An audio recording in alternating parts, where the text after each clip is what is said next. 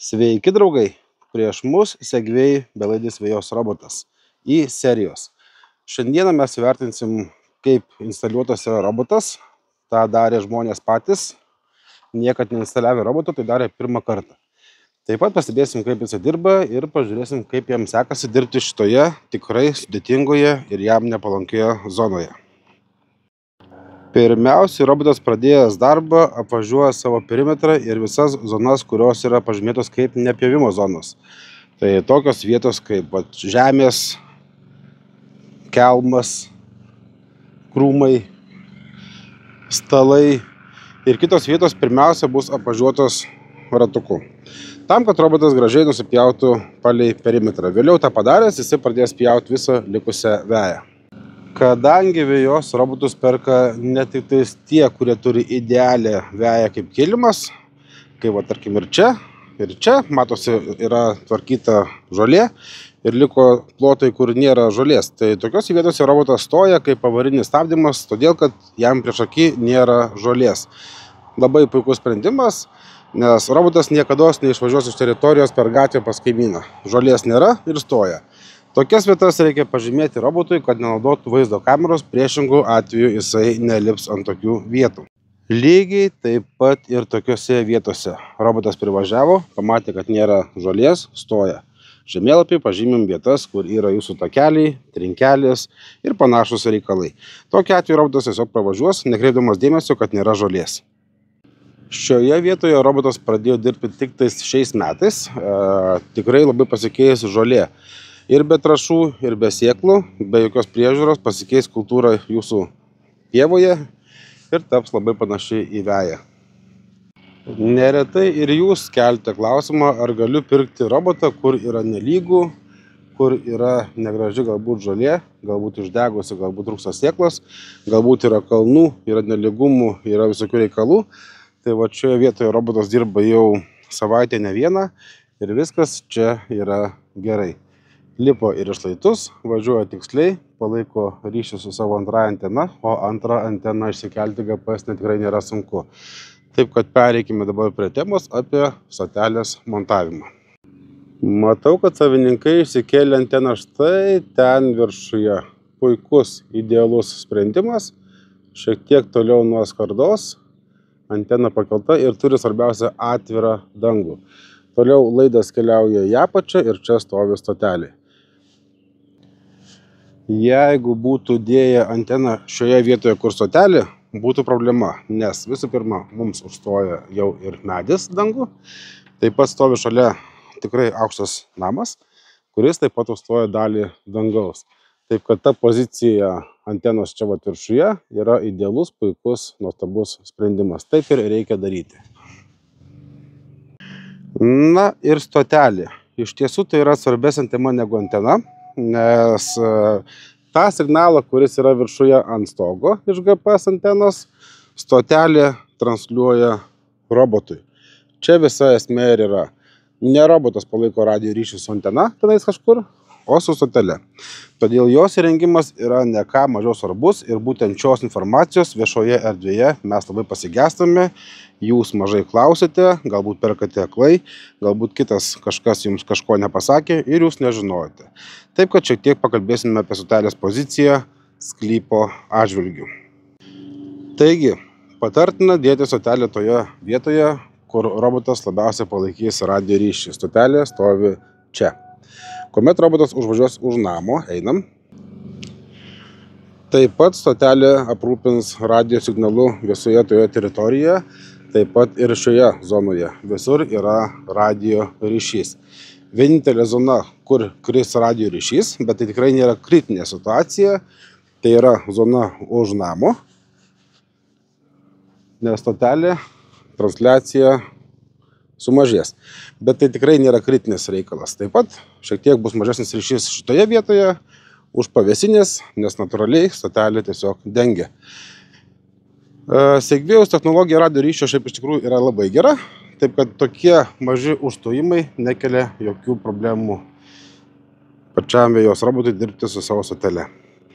Atsižvelkite į tai, kuomet montuosite savo stotelę. Jinai turi būti tenais, kur kuo daugiau padengia radijo ryšių su robotu. Vienas svarbiausių ir geriausių segvėjų sprendimų yra vaizdo analitika. Čia šitoje vietoje, kaip sakyt, daugelis robotų reklamoje yra skambus, gražus ir nuostabus, bet realiai dirbantis segvėjus yra tikrai puikus nuostabus sprendimas. Kodėl? Įsivaizduokim situaciją, kad yra kažkokia vieta, kažkokia apgaulė, kažkur kažkas ne taip, kur robotas pasimauna, atvažiuoja ir ten atsiremia, užsikasa, galbūt slysta, ir panašiai. Robotas jums tai darytų visą gyvenimą toje pačioje vietoje taip pat. Visada atvažiuotų tą pačią vietą ir ten pasimautų. Nieko jis neišsimokintų, o segvėjus kaupia patirtį. Prieky yra vaizdo kamera. Štai. Jinai stebi teritoriją ir jei kažkur kažkas nesigavo robotui, sekantį kartą jis atvažiuoja kitų būdų, kitų algoritmų taiko tam, kad išspręsti tą klausimą.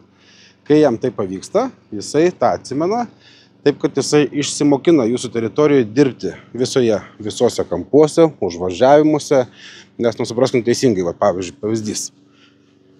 Yra šaknis, pavojinga, slidu, gali kastis ratai. Yra vietos, kur pravažiavimas yra siauras. Taip kad robotas visur mokinasi ir po 6-12 kartų pilnai išsipaišo savo virtualų žemėlapį. Tai veikia ir tai labai svarbu yra. Būtent šitą funkciją padarė segvėjų pačiu protingiausių robotų esančių rinkoje. Tai sakom ne kaip reklamą, tai sakom kaip faktą, kaip esame išbandę daug įvairiausių vėjos robotų.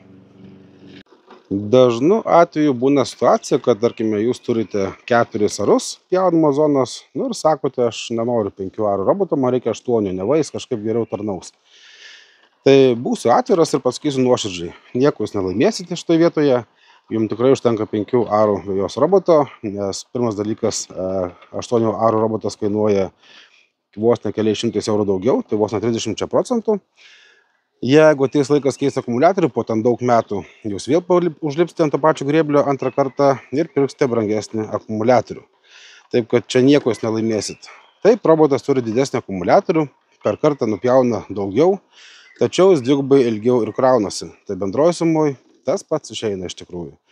Taip kad 8 arų robotas ir 5 arų robotas yra vienas ir tas pats. Vienodi varikliai, vienodi guoliai, vienodi ratai. Viskas vienodai, važiavimo greitis taip pat yra vienodai. Taip kad nuoširdžiai nėra jokios prasmės pirkti didesnį robotą. Ar daug kainuoja roboto mokesčiai? Nežinau, iš kur šį klausimą jūs ištraukite, kas jums tai pasako, bet tokių mokesčių jokių nėra.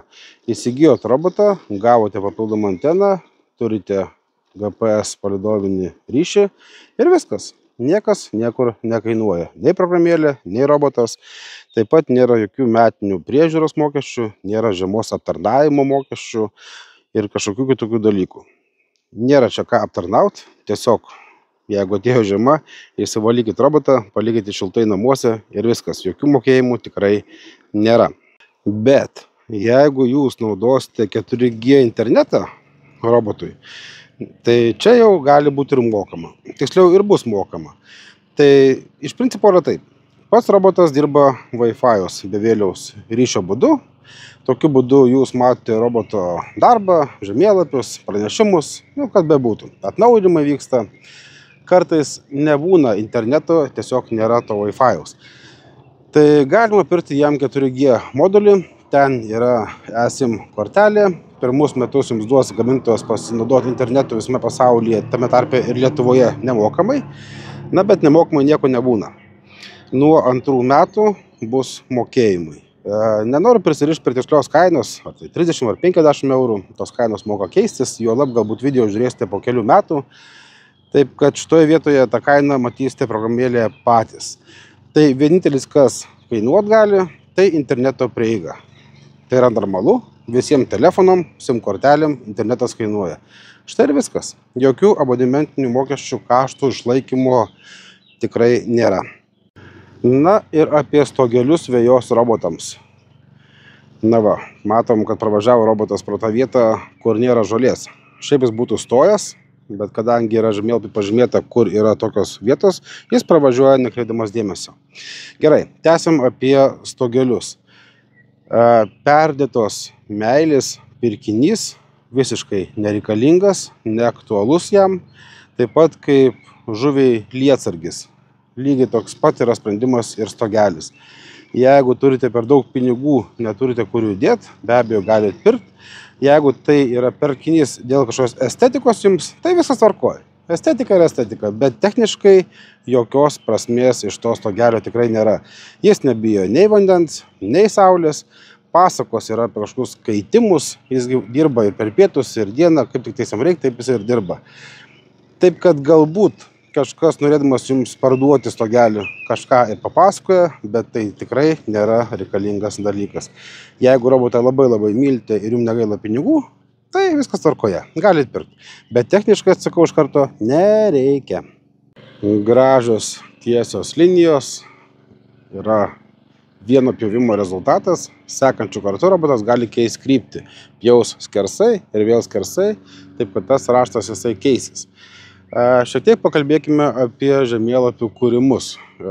Turbūt iš visų programų, kiek tekę yra bandyti, aiškesnės, lengvesnės, supratamesnės kaip Segvėjos programa, aš nesu sutikęs.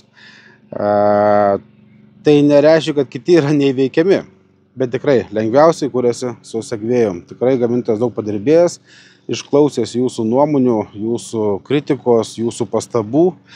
Taip kad šitoje vietoje susikursite žemėlapiai patys. Ir porą svarbių įdomių dalykų. Bet kada galite pažymėti zoną, kuri yra nepjovimo, tarkim supynė atsirado, kad čia jie dabar nevažiuotų, tiesiog galim pažymėti, kad čia stovi supynė. Ištrinti žemėlapį galėsite bet kada, pakoreguoti galėsite bet kada. Ir labai svarbus niuansas yra su perimetru. Įprastai vėjos robotui, kada padaromas perimetras, yra esminis žemėlapis ir norint pakeisti kažkokią dalį, pastumti, patraukti, perpiešti, reikia perpiešti visą žemėlapį, įskaitant visas kliūtis. Segvėjus šitoje vietoje girdėjo jūs ir padarė puikų sprendimą.